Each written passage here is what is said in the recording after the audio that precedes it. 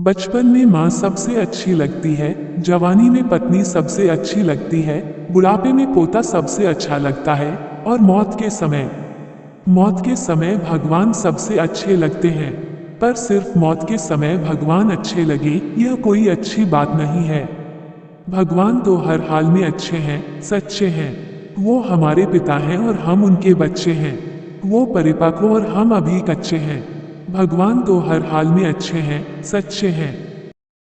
दुख बड़ा ढीठ मेहमान है। अगर यह तुम्हारे घर के लिए निकल पड़ा है तो पहुंचेगा जरूर। अब अगर तुम इस मेहमान को घर आते हुए देखकर सामने का दरवाजा बंद कर लो तो यह पीछे के दरवाजे से आ जाएगा। पीछे का दरवाजा भी बंद कर लो तो यह खिड़की में से आ जाएगा। खिड़की भी बंद कर लो तो छप्पर फाड़कर नहीं तो फर्श उखाड़ कर आ जाएगा। ढीठ मेहमान है ना। अतः जीवन में सुख की तरह दुख का भी स्वागत करो।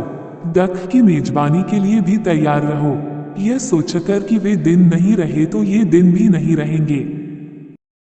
मैं कथा नहीं, जीवन की व्यथा सुनाने आया हूँ। एक नौजवान से जब मैंने पूछा, तुम क्यों जी रहे हो, उसने कहा, चूंकि मैं आत्महत्या नहीं कर सकता, मुझ में आत्महत्या का साहस नहीं है, इसलिए मैं जी रहा हूँ। मैं पूछता हूँ, क्या यह जीवन की व्यथा नहीं है? यह भी कोई जीवन है। यह तो मजबूरी हुई, और आपको पता ही है कि मजबूरी का नाम सोनिया गांधी, महात्मा गांधी नहीं, जीवन मजबूरी नहीं, महोत्सव है। जीवन व्यथा नहीं, कथा है। प्रश्न पूछा है, मेरे घर के सामने एक गधा रहता है, सुबह उठते ही उसके दर्शन होते हैं, यह शुभ है या अशुभ? गधे के लिए तो अशुभ ही है, क्योंकि तुम्हारे दर्शन होने के बाद बेचारी को बनावट में दिखावट है, दिखावट में सजावट है, सजावट में मिलावट और मिलावट में गिरावट है। दिन भर घास खाकर बोझ ढोना पड़ता है। आत्मा दर्शन शुभ है, प्रदर्शन अशुभ है, क्योंकि प्रदर्शन में बनावट है, बनावट में दिखावट है, दिखावट में सजावट है, सजावट में मिलावट और मिलावट में गिरावट है। यदि कोई इंजीनियर भ्रष्ट होता है तो कुछ एक पुल, भवन ही असमय में धराशायी होते हैं। यदि कोई डॉक्टर भ्रष्ट होता है तो कुछ एक ही लोगों की अकाल मौत होती है। लेकिन यदि कोई शिक्षक भ्रष्ट होता है तो आने वाली समूची पीढ़ी बर्बाद हो जाती है।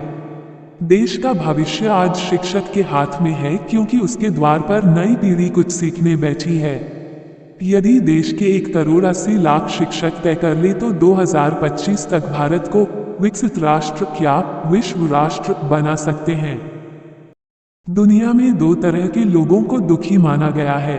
एक, जिसके घर कुंवारी कन्या हो, तथा दो, जिसके सिर पर कर्ज हो। कन्या और कर्ज वालों की नींद हमेशा उड़ी रहती है। कन्या और कर्ज को बड़ा होने में वक्त नहीं लगता, ये दोनों देखते ही देखते बड़े हो जाते हैं।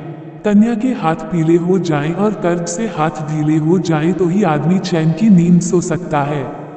कर्ज लेने से डरो, लेकिन कन्या देने से मत डरो, क्योंकि कन्या अमानत है, देनी ही पड़ेगी।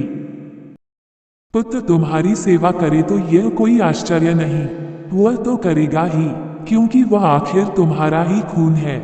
लेकिन यदि पुत्र वधू सेवा करे तो यह आश्चर्य है, वह खून तो दूर खानदान तक की भी नहीं है, फिर भी सेवा कर रही है, तो निश्चित ही यह तुम्हारे किसी जन्म का पुण्य फल है। आज के समय में और सब तरह के पुण्य भोगना बहुत सारे लोगों की किस्मत में है, लेकिन पुत्र और पुत्र वधू की सेवा के पुण्य को भोगना विरले ही माँ बाप के भाग्य में है। पड़ोस धर्म को निभाए। पड़ोस धर्म क्या है? यही कि आप भोजन अवश्य करें, मगर इस बात का ख्याल रखें कि कहीं आपका पड़ोसी भूखा न रह जाए। अच्छा पड़ोसी आशीर्वाद है, पड़ोसी के साथ कभी बिगाड़ न करें, क्योंकि हम मित्रों के बिना तो जी सकते हैं, लेकिन पड़ोसी के बिना नहीं।